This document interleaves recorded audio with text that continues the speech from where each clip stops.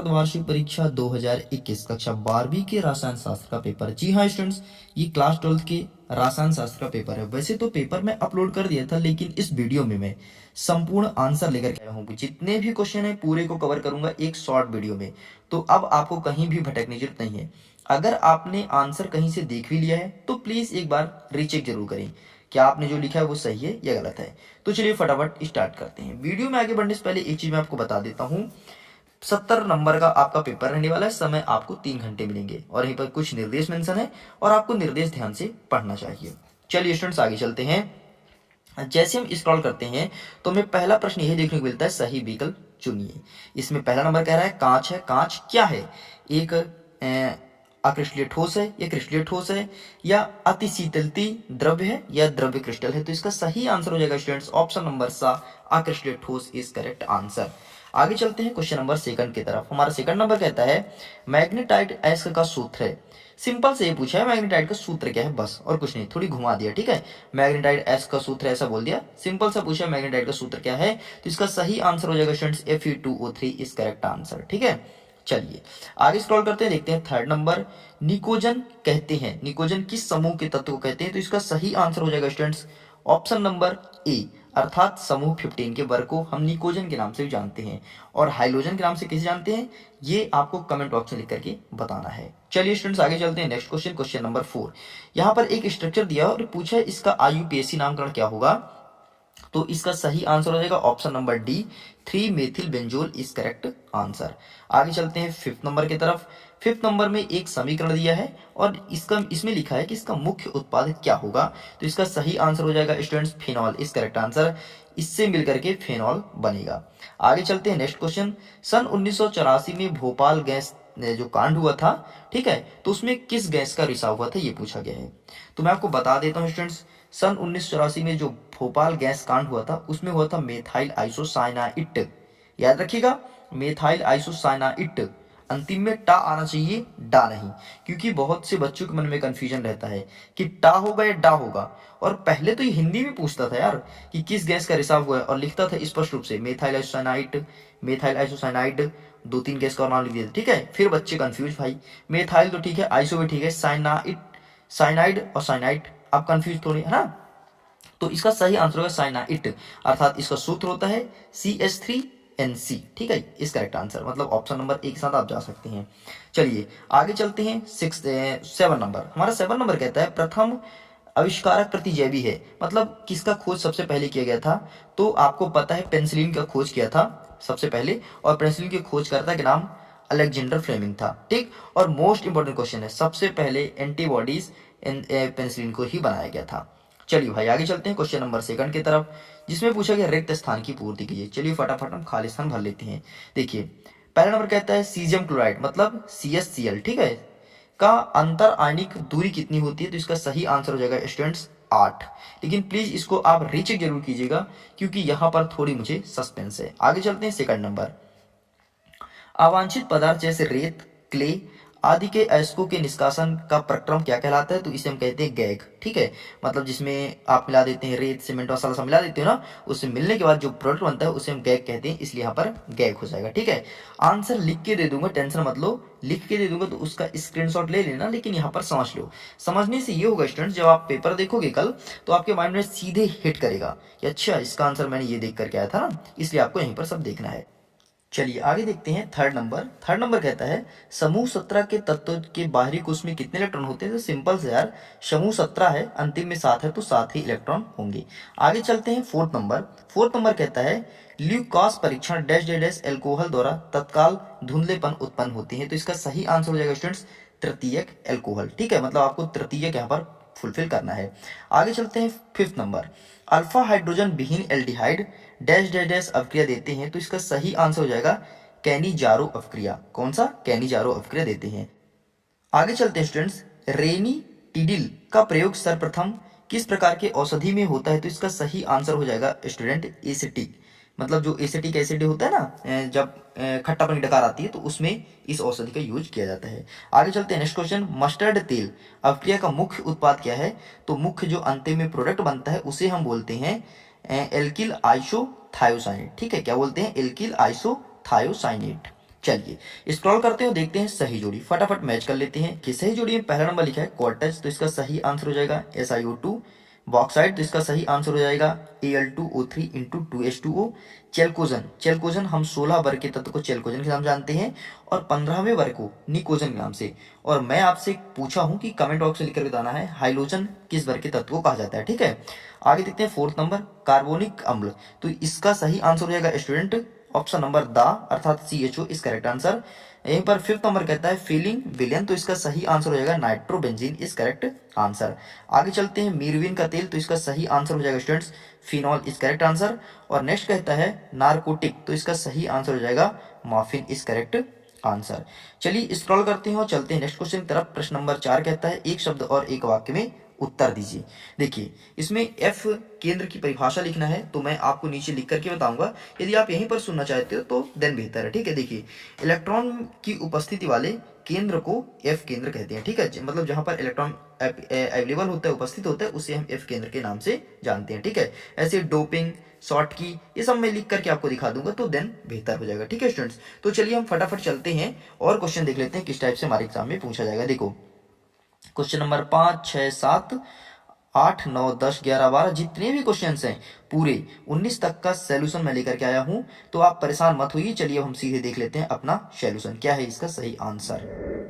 तो ये रहा स्टूडेंट्स आपकी वीडियो का इंटरवल, आप कह सकते हैं ऐसा। देखो प्रश्न क्रमांक 1 का पहला आंसर क्या होगा क्रिस्टलीय ठोस, दूसरा होगा Fe2O3, तीसरा होगा समूह 15 के तत्व, तीसरा हो जाएगा 3 मेथिल बेंजील, ठीक है बेंजोल। और चौथा पांचवा हो जाएगा यहाँ पर फिनॉल, छठवां हो जाएगा CH3NC और सातवां हो जाएगा पेंसिलिन। आगे चलते हैं फिफ्थ नंबर की तरफ, सॉरी सेकंड नंबर की तरफ। सेकंड का पहला हो जाएगा 8, दूसरा हो जाएगा गैग, तीसरा हो जाएगा 7, चौथा हो जाएगा तृतीयक एल्कोहल, पांचवा हो जाएगा कैनिजारो और छठवां हो जाएगा आपका एसिटिक एसिड, ठीक है।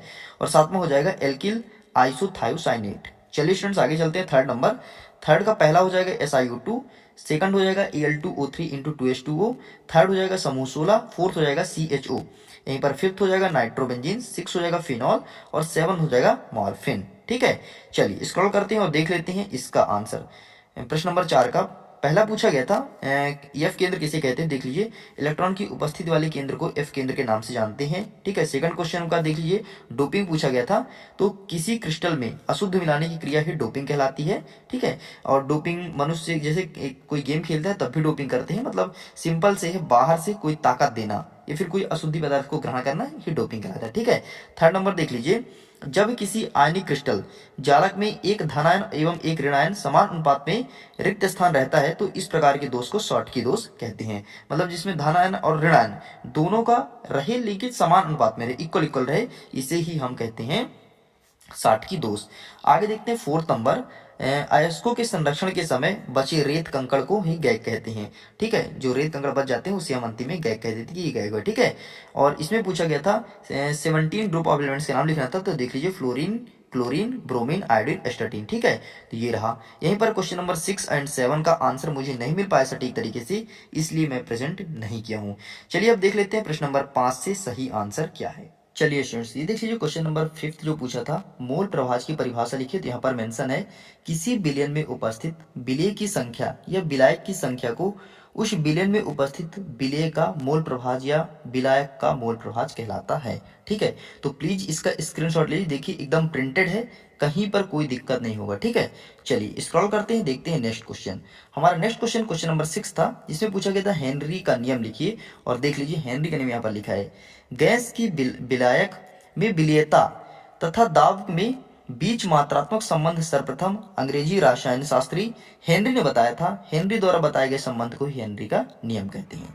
चलिए स्क्रॉल करते हैं, देखते हैं नेक्स्ट क्वेश्चन क्वेश्चन नंबर 7। इसमें बोला गया था रासायन चिकित्सक का परिभाषा दीजिए। तो देखिए रासायन की वह शाखा जो बीमारी और रोगों के उपचार से संबंधित होती है इसे ही रासायन चिकित्सा कहलाती है। चलिए आगे चलते हैं नेक्स्ट क्वेश्चन। नेक्स्ट क्वेश्चन हमारा क्वेश्चन नंबर 8 यहाँ पर मेंशन है डेटॉल के प्रमुख संगठक कौन से हैं, ये पूछा है, ठीक है। तो ये देखिए डेटॉल के प्रमुख संगठन, इस दोनों का नाम लिखा है, दोनों का नाम आप एग्जाम में लिख कर आइएगा। और आगे लिखा है डेटॉल इन दोनों का मिश्रण होता है, ठीक है। बाकी और वेरियस प्रकार की बातें लिखी हैं, इसमें सिर्फ संगठन पूछा तो आप चाहो तो इतना भी लिख करके कंप्लीट कर सकते हो, नीचे की लिखने की जरूरत नहीं है। चलिए स्क्रॉल करते हैं, देखते हैं क्वेश्चन नंबर 9। देखिए हमारा 9वां नंबर कहता है अमोनिया द्रव्य है जबकि अन्य हाइड्रोजन गैस होती है, क्यों। देखिए सिंपल सही है, H2O के अणुओं के मध्य प्रबल हाइड्रोजन बंध पाया जाता है और H2S के अणुओं के मध्य प्रबल हाइड्रोजन बंध नहीं होने कारण अतः यह जल द्रव्य होता है और जो H2S होता है वो गैस होता है। ठीक है, और देखिए यहाँ पर इसका स्ट्रक्चर मेंशन है। चलिए स्टूडेंट्स स्क्रॉल करता हूँ, देखता हूँ नेक्स्ट क्वेश्चन, क्वेश्चन नंबर 10वां। हमारा 10वां नंबर कहता है हाइड्रोजन प्रबल ऑक्सीकारक क्यों होते हैं, ये पूछा गया है। तो देखो हाइड्रोजन सबसे पहले 17 ग्रुप्स ऑफ एलिमेंट को हाइड्रोजन के तत्व के नाम से जानते हैं। ठीक है, तो देखो समूह 17 हाइड्रोजन के तत्वों की इलेक्ट्रॉन बंधुता उच्च होती है, इसलिए ये तत्व इलेक्ट्रॉन ग्रहण कर स्थायी ऋणायन बनाते हैं, इसलिए हाइड्रोजन प्रबल ऑक्सीकारक होते हैं। चलिए स्क्रॉल करते हैं, देखते हैं नेक्स्ट क्वेश्चन, क्वेश्चन नंबर 13वां। ठीक है, आदर्श एवं अनादर्श विलयन में अंतर बताना है। तो देख लीजिए अंतर यहाँ पर स्पष्ट रूप से लिखा है, मैं पढ़ देता हूँ। आदर्श विलयन प्रत्येक ताप पर सांद्रता पर राउल्ट नियम का पालन करते हैं, जबकि अनादर्श विलयन राउल्ट के नियम का पालन नहीं करते हैं, इस बात को ध्यान रखिएगा। आदर्श विलयन पर आयतन का कोई परिवर्तन नहीं होता है, जबकि अनादर्श विलयन पर आयतन परिवर्तन होता है। चलिए स्क्रॉल करते हैं, आगे चलते हैं नेक्स्ट क्वेश्चन की तरफ। नेक्स्ट क्वेश्चन हमारा कहता है क्वेश्चन नंबर 14, 14 नंबर बोला है फिनोल के अम्लीय व्यवहार समझाइए। तो देखिए यहाँ पर स्पष्ट रूप से मेंशन है, यह अनुनाद द्वारा स्थायित्व प्राप्त कर लेता है। फिनॉक्साइड आयन अनुनाद द्वारा स्थायित्व प्राप्त करता है। फिनॉल तथा फिनॉक्साइड आयन दोनों अनुनाद द्वारा स्थायित्व प्राप्त करते हैं, परंतु फिनॉक्साइड आयन का स्थायित्व अपेक्षाकृत अधिक होता है, बस इसलिए ये अम्लीय होता है फिनोल। ठीक है, चलिए आगे चलते हैं नेक्स्ट क्वेश्चन, क्वेश्चन नंबर 15। हमारा 15 कह रहा है, 15 का पहला रोजनमुंड अपचयन पूछा है और दूसरा पूछा है स्टीफन अपक्रिया। तो देख लो रोजनमुंड अपचयन यहाँ पर मेंशन है, इसको पूरा आपको यहाँ तक लिखना है, तो प्लीज इसका स्क्रीनशॉट ले लीजिए और स्टीफन अपक्रिया में यहाँ से लिखेंगे यहाँ तक लिख करके कंप्लीट करना है। चलिए स्क्रॉल करते हैं स्टूडेंट्स, लेकिन स्क्रॉल करने से पहले देख लीजिए यहाँ पर कुछ नोट मेंशन है। यदि साइनाइड की क्रिया, ठीक है, डेबोटल H से H द्वारा जल अपघटन किया जाता है तो एल्डिहाइड बनाते हैं, ये काम चीज नहीं है। ठीक है, इसे स्किप कीजिए, देखो फालतू में दिमाग मत लगाना, जितना बोल रहा हूँ उतना कर लेना बस। ठीक है, चलिए आगे स्क्रॉल करते हैं, देखते हैं नेक्स्ट क्वेश्चन। देखिए जैसे ही मैं स्क्रॉल करता हूँ तो हमें देखने को मिलता है क्वेश्चन नंबर 17। यहाँ पर 16 नंबर छूट गया है, उसके लिए मैं क्षमा चाहता हूँ। आप टेंशन मत लें, परेशान मत होइए, मैं आपको दे दूंगा टेलीग्राम में, तो वहां से आप लिख लेना। ठीक है, देखो नाभिक रागी प्रतिस्थापन प्रक्रिया SN1 और SN2 में 4 अंतर आपको बताना है। तो देख लीजिए, पहले साइड हम लिखें SN1 और दूसरा लिखें SN2। ठीक है, देखो यह 2 पदों में संपन्न होती है, यह एक ही पदों में संपन्न होती है। दूसरा नंबर कह रहा है कि इसमें मध्यवर्ती ग्रुप में कार्य धनात्मक होता है। ठीक है, इसमें मध्यवर्ती में नहीं बनता है। ठीक है, बाकी वेरियस प्रकार के लिखा है, तो आप प्लीज इसका स्क्रीनशॉट ले लीजिए। ठीक है, चलिए जैसे हम स्क्रॉल करते हैं तो हमें देखने को मिलता है क्वेश्चन नंबर 18। इसमें पूछा गया है प्रतिरोधकता को परिभाषित कीजिए और इसका सूत्र लिखिए। तो देख लीजिए यहाँ पर इसका परिभाषा लिखा है और यहाँ पर सूत्र है, तो प्लीज इसका स्क्रीनशॉट लीजिए और पूरा लिख करके आइएगा। ठीक है, ये देखो लीजिए इसका स्क्रीनशॉट, आप पहले स्क्रॉल कर देता हूं, इसका भी स्क्रीनशॉट ले लीजिए। ठीक, अच्छे से पूरा सेम टू सेम छाप करके आइएगा, एक नंबर आपके इधर से उधर नहीं होने वाले, क्योंकि जो आंसर है वो एकदम जेन्युइन आंसर आपको प्रोवाइड करा जा रहा है। ठीक है, और जो छूटा है उसका रीजन ये था, वो जेन्युइन न मिलने कारण मिला, लेकिन अच्छे से नहीं मिला कि जैसे लिखना चाहिए, इसलिए मैं प्रेजेंट नहीं किया हूँ। मुझे थोड़ी समय लगेगा लेकिन प्रेजेंट कर दूंगा मॉर्निंग में आपके एग्जाम के पहले पहले, तो आपको टेंशन लेने की जरूरत बिल्कुल भी नहीं है। एएसके है ना आपके साथ। चलो भाई आगे देख लेते हैं, इसी का आगे का ये चित्र है, तो चित्र वित्र का भी ले लो फोटो, ये तो बनाना ही पड़ेगा। ठीक है, चित्र बनाओगे तो बेहतर नंबर मिलते हैं, इसलिए बनाना चाहिए। ठीक है, चलो भाई आगे देख लेते हैं लास्ट क्वेश्चन, लेंथेनाइट संकुचन क्या है, इसके प्रभाव आपको बताने हैं। तो संकुचन क्या है, सबसे पहले यहाँ पे लिखा है लेंथेनाइट तत्वों में बाएं से दाएं जाने पर आकार में कमी होती जाती है, इसे ही लेंथेनाइट संकुचन कहते हैं। स्पष्ट रूप से यार संकुचन का मतलब ही होता है कम होना, संकुचित होना। ठीक है, तो देख लो। ठीक है, अब बाएं से दाएं जाने पर दो कारक परमाणु के आकार को प्रभावित कर, देखिए पहला है प्रभावी नाभिकीय आवेश और दूसरा है परिरक्षण प्रभाव। तो इसका भी स्क्रीनशॉट ले लो स्टूडेंट्स, इसको भी ऐसे ही लिख करके आना। ठीक है, फिर देखो इसके प्रभाव यहाँ पर मैं लिख कर लाया हूँ, लेंथेनाइट संकुचन के प्रभाव कौन कौन से, इसका भी स्क्रीनशॉट ले लीजिए। बस स्टूडेंट्स, तो इस प्रकार से पूरे 19 के 19 क्वेश्चन कंप्लीट होते हैं। मुझे याद है 3 क्वेश्चन छूट गए हैं जिसका आंसर जेन्युइन तरीके से नहीं मिल पाया था। ठीक है, तो आप टेंशन मत लेना, देखो गलत देने से बेहतर है दो ही ना, इसलिए मैं उसको प्रेजेंट नहीं किया हूँ। जैसे ही मैं ढूंढ लेता हूँ उस पर अच्छे से वर्क कर लेता हूँ, जैसे ही मेरे पास फाइनली एकदम अच्छा नंबर लाने लायक आ जाता है वो आंसर, तो मैं तुरंत टेलीग्राम में शेयर करूंगा, नहीं तो एक शॉर्ट वीडियो के थ्रू, लेकिन पक्का है वादा आपके एग्जाम के पहले बता ही दूंगा। तो मुझे उम्मीद है स्टूडेंट्स आपको ये वीडियो पसंद आया होगा। अगर वीडियो पसंद आया है तो प्लीज वीडियो को लाइक कीजिए, अपने दोस्तों के साथ शेयर कीजिए, और अगर एएस की क्लासेस में हैं तो सब्सक्राइब कर लीजिए, आपको बहुत कुछ प्रॉफिट मिलने वाला है। इसके अलावा एक चीज़ और मैं बता देता हूँ, जैसे ही आपका अर्धवार्षिक परीक्षा खत्म होगा, वार्षिक परीक्षा की प्रॉपर वे में तैयारी यहाँ पर कराई जाएगी, वो भी एकदम आसान भाषा में। तो मिलते हैं